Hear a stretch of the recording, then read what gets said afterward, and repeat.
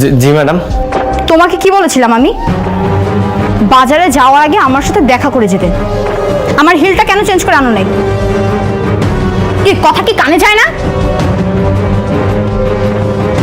আর ও তো তোর স্বামী, এই জন্য হয়তো ভুলে গিয়েছে যে তোর হুকুম ওর মানতে হবে। কিরে ফকিন্নি, বানরের গলায় মুক্তোর মালা দিয়ে দিলেই সে কিং হয়ে যায় না।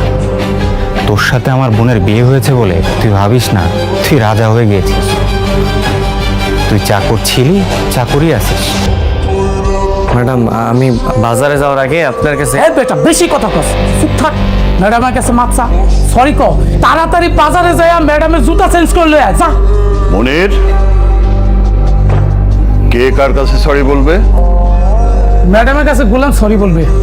এই গোলাম কার কাছে সরি বলবে সেটা ডিসাইড করবি তুই।